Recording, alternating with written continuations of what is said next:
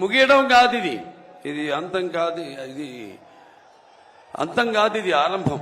ఇక్కడి నుంచి దగ్గరలో ఉంది మనకు ఎన్నికల సమరం. మనమంతా ఏదైతే ఈ యొక్క వైఎస్ఆర్సీపీ ఏదైతే పార్టీ అధికారంలో ఉందో వాళ్ళు చేస్తున్న దుశ్చర్యలకు, వాళ్ళు చేస్తున్న అక్రమాలకు, దౌర్జన్యాలకు తగిన గుణపాఠం యువతరానికి అంటే మేము ముఖ్యంగా ఈ యొక్క యువ గళమన్నది, ఈ పాదయాత్ర అనేది యువతరానికి ప్రతినిధులు, నవతరానికి నాయకులు, భారతదేశపు మహాశక్తి అయిన యువతను ఉద్దేశించి ముఖ్యంగా చరిత్ర తెలుసుకోవాలి. ఆ చరిత్రలో నుంచి మనం ఎన్నో కఠిన సమస్యను ఎంత ఎదుర్కొన్నాం ఇంతకుముందు, వాటినైనా పరిష్కరించుకున్నాం. కేవలం ఒక పార్టీ కాదు, కేవలం లేకపోతే తెలుగుదేశం పార్టీ వ్యవస్థాపకులు నందమూరి తారక రామారావు గారే కాదు, ఆయన పిలుపుకి స్పందించి ఎంతో మంది జనమంతా కూడా కులాలకు, మతాలకు, వర్గాలకు అన్నిటికీ దూరంగా ఒక్కటై ఎలా ఆనాడు అప్పుడు యొక్క పరిస్థితులకి తగిన గుణపాఠం చెప్పి ఎలా వాళ్ళకు కావలసిన ప్రజా జవాబుదారీ ప్రభుత్వాన్ని వాళ్ళు అధికారంలోకి తెచ్చుకున్నారో తిరిగి యువతరానికి గుర్తు చేసేలా, వాళ్ళంతా నెమరేసుకునేలా ఎంతో విజయవంతంగా ఈ పాదయాత్ర సాగినందుకు లోకేష్ బాబుని అభినందిస్తూ, అలాగే ఈ పాదయాత్రలో ఆయనతో పాటు సైనికులుగా ఆయనకి అండగా ఉంటూ ఆయన మీద ఈగను కూడా వాళ్ళనివ్వకుండా ఎన్నో ప్రయత్నాలు చేశారు అడ్డుకునేందుకు. పాదయాత్రను చూసాం మనం, మైకులు లాక్కున్నారు, చివరకు కుర్చీ మీద నిలబడి మాట్లాడుతుంటే కుర్చీ కూడా లాగేసుకున్నారు. అటువంటి దుశ్చర్యలకు పాల్పడితే వాళ్ళంతా కూడా మరి ఆయనకి సైనికుల్లాగా ఉండి ఈ 26 రోజులు ఆయనకు అండగా ఉన్నారు. వాళ్ళందరికీ సుశక్తులైన సైనికులందరూ కూడా నా అభినందనలు తెలియజేసుకుంటూ, మరి నేను ఇక్కడ అంటే సమాజం మీద ఇవాళ ప్రజలే దేవుళ్ళు, అందులో నేను ఒక అర్చకుణ్ణి అని నినాదంతో ఆనాడు నందమూరి తారక రామారావు గారు తెలుగుదేశం పార్టీని స్థాపించడం జరిగింది. అంటే నటులు కేవలం సినిమాలకి పరిమితం కాదు, నటులు కేవలం రంగు వేసుకుని ప్రజలకి దూరంగా ఎక్కడో షూటింగ్లు చేసుకుంటూ కాదు. నేను వాళ్ళ సోదరుడు పవన్ కళ్యాణ్ని సినిమాల కంటే ఎక్కువ ఈ రోడ్ల మీద చూస్తున్నాను, సభల్లో చూస్తున్నాను.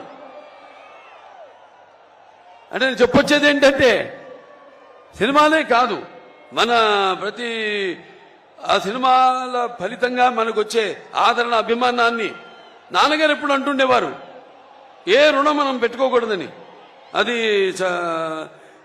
రుణశేషం కావచ్చు, రుణశేషం కావచ్చు, అగ్నిశేషం కావచ్చు, శత్రుశేషం కావచ్చు. అలాగే నీళ్ల శేషం కూడా ఆయన ఉంచుకోలేదు. చివరికి ఏ మద్రాసు నుంచి అయితే ఆయన వచ్చారో తిరిగి ఆ మద్రాసుకు తాగునీటిని కూడా తిరిగి ఇచ్చారు ఆయన. అటువంటి మరి ఈనాడు మీ రుణం తీర్చుకోవాల్సిన బాధ్యత కేవలం నటులుగానే కాదు, మేమిద్దరం ఈ సమాజంలో పౌరులుగా అది మా బాధ్యత అని తెలియజేయడానికి మరి ఆనాడు సోదరుడు పవన్ కళ్యాణ్ గారు పార్టీని స్థాపించారు. జనసేన పార్టీని ఎన్నో ఏళ్ల క్రితం 2014లో 2008లో 14 అప్పటి నుంచి కూడా ఆయన పోరాటం కొనసాగిస్తూనే ఉన్నారు. ఇక్కడ ఫ్లోరైడ్ విషయంలో అయితేనేమి, ఇలా ఇప్పుడు ఇక్కడ రణస్థలంలో జరిగినప్పుడు కూడా అప్పుడు యువకులంతా కూడా స్పందించి ఆయన రాకను స్వాగతిస్తూ, మరి ఎక్కడికి మేము ఎందుకు వలస పోవాలి, మేము పుట్టిన గడ్డ ఇది, తెలుగు జాతి మనది, నిండుగా వెలుగు జాతి మనది.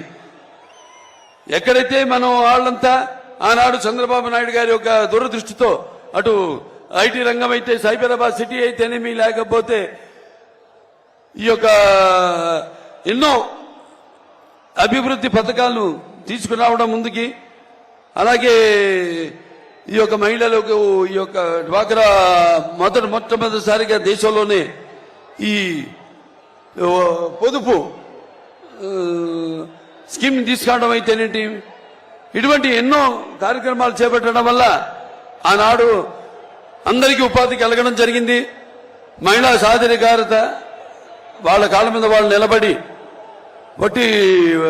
వంటిటి కుందేళ్లు కాకుండా వాళ్ళు కూడా సంపాదించి మరి వాళ్ళు కూడా మగవాళ్ళకి సమానంగా ధీటుగా బ్రతకగలిగే ఒక మంచి అవకాశాన్ని కలిగించారు.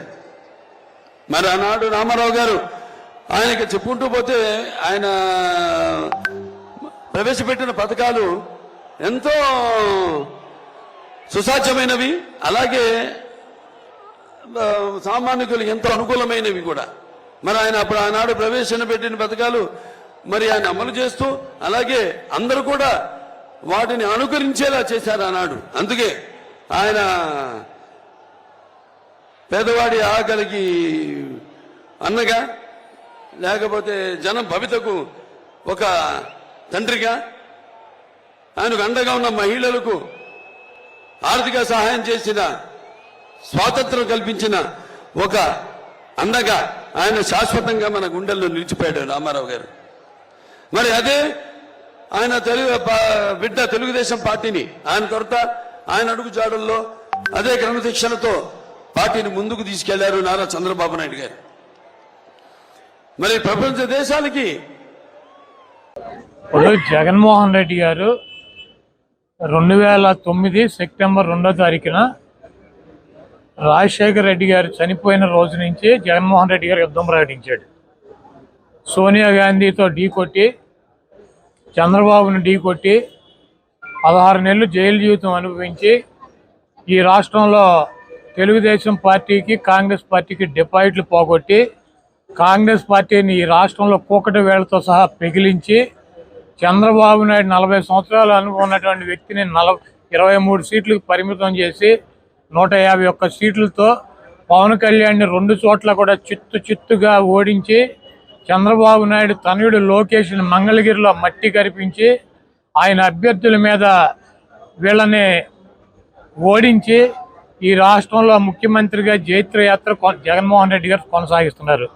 పవన్ కళ్యాణ్, చంద్రబాబు నాయుడు, లోకేష్ ఇప్పుడేమైనా యుద్ధ పేరు మోగించి, గంటలు మోగించి, పిల్లి మేడలో గంటలు కట్టుకొని చచ్చి ఉంటారు నిన్న మొన్న. జగన్మోహన్ రెడ్డి గారు 2009లోనే యుద్ధ పేరు మోగించాడు, సోనియా గాంధీని మట్టి గరిపించాడు, చంద్రబాబు నాయుడిని భూస్థాపితం చేశాడు, పవన్ కళ్యాణ్ 2 చోట్ల చిత్తుగా ఓడించాడు, పప్పు గారిని లోకేష్ గారిని మంగళగిరిలో సమాధి చేశాడు. అది పరంపర కొనసాగుతూనే ఉంది. జగన్మోహన్ రెడ్డి గారు ఈ రోజు యుద్ధ పేరు మోగించడం కాదు, 2009లోనే మోగించారు.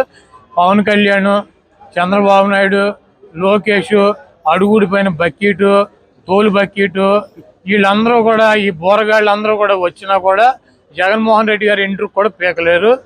గతంలో కూడా చెప్పాం, మాకు వైఎస్ఆర్ కాంగ్రెస్ పార్టీకి 50% పైన ఓటింగ్ ఉంది. జగన్మోహన్ రెడ్డి గారు చేసేటువంటి సంక్షేమ కార్యక్రమాలు, అభివృద్ధి కార్యక్రమాలు ఈ రాష్ట్ర ప్రజలు గెలిపిస్తారు. మిగిలినట్టు 50% బీజేపీకి 1%, కాంగ్రెస్కి 1%, పవన్ కళ్యాణ్కి 3%, చంద్రబాబుకి 40% ఇట్లా ఉంటాయి. వీళ్ళందరూ కలిసినా కూడా ఓటు ఏమి ట్రాన్స్ఫర్ అయ్యేటువంటి పరిస్థితి ఉండదు. చంద్రబాబు నాయుడు విచిత్రంగా మాడుతూ ఉంటాడు. ఒక 420 నా కొడుకు అనమాటాడు చంద్రబాబు గారు అంటేనే ఆడు 420 గాడు.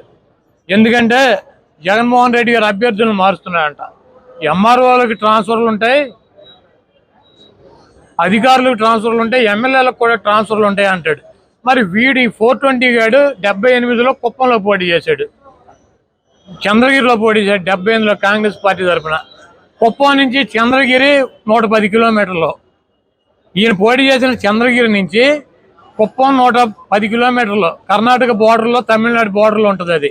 మరి వీడు ఎట్లా ట్రాన్స్ఫర్ అయ్యలేడండి చంద్రగిరి నుంచి కుప్పం? వీడు ఆఫీసరా, వీడు అధికారా, వీడు ఎమ్మెల్యేకి వెళ్ళలేదా? అన్ని సొల్లు నా కొడుకు, సొల్లు మాటలు, సొల్లు నా కొడుకు అనమాట. నా ట్రాన్స్ఫర్లు ఉంటాయని నాకు తెలియదు. విచిత్రంగా ఈడే కదా అసలు ట్రాన్స్ఫర్ ఎప్పుడు 89లో వెళ్ళాడు, 30 సంవత్సరాల నాడు వెళ్ళాడు ఈ ట్రాన్స్ఫర్ అయ్యి చంద్రగిరి నుంచి కుప్పం. మరి వీడు కొడుకు అక్కడ మంగళగిరిలో స్కూల్లో చదువుకున్నాడా? ఈడు ఊరు మంగళగిరా, లేకపోతే వీడు పుట్టింది వీడు పెరిగింది మంగళగిరా? మరి ఈడేటో వచ్చాడు పప్పు నా కొడుకు మంగళగిరి పోటీ చేయడానికి ట్రాన్స్ఫర్ అయ్యి రాలేదా? హైదరాబాద్లో చేయొచ్చుగా, లేకపోతే ఆడి బాబు చంద్రగిరిలో చేయొచ్చుగా. మరి పవన్ కళ్యాణ్ భీమవరంలో పుట్టి గోళీలు ఆడాడా, లేదా గాజువాకలో సంక్రాంతాడా? వీళ్ళు అసలు బాబు, కొడుకు, పార్ట్నర్, దత్తపుత్రుడు అందరూ కూడా వలస వెళ్ళి అక్కడెక్కడ పోటీ చేసేవాళ్ళే. వీళ్ళకంట ట్రాన్స్ఫర్లు ఉంటాయని తెలియదంట. ఓరిడి అమ్మ చంద్రబాబు నటన చూస్తే మామూలుగా ఇంటి వారాలు సిగ్గుపడతాడు. ఆయనే చెప్పాడు, నా అల్లుడు పెద్ద నటుడు, దొంగనాగోడుకు అని చెప్పి. కాబట్టి ఈ ట్రాన్స్ఫర్లు ఇవన్నీ పిట్టగజలు ఇవన్నీ చంద్రబాబు నాయుడు చెప్పినా కూడా నడవదు. చంద్రబాబు నాయుడు, పవన్ కళ్యాణ్, లోకేష్ నిన్న మొన్న యుద్ధం ప్రకటించారు. జగన్మోహన్ రెడ్డి గారు ఆల్రెడీ యుద్ధం ప్రకటించి 12 ఏళ్ళు అయింది. సోనియా గాంధీని మట్టి గరిపించాడు, చంద్రబాబు నాయుడిని పాపరం చేశాడు, పవన్ కళ్యాణ్ కనీసం ఎమ్మెల్యే కూడా చేయకుండా జరగకుండా చూశాడు. ఈరోజు చంద్రబాబు నాయుడు, పవన్ కళ్యాణ్, లోకేష్ మేము ఎమ్మెల్యేలకు గెలిస్తే చాలు, ప్రతిపక్షం వస్తే చాలు అని వాళ్ళు యుద్ధం చేస్తున్నారు. వాళ్ళు జగన్మోహన్ రెడ్డి గారితో యుద్ధం చేసేదండి.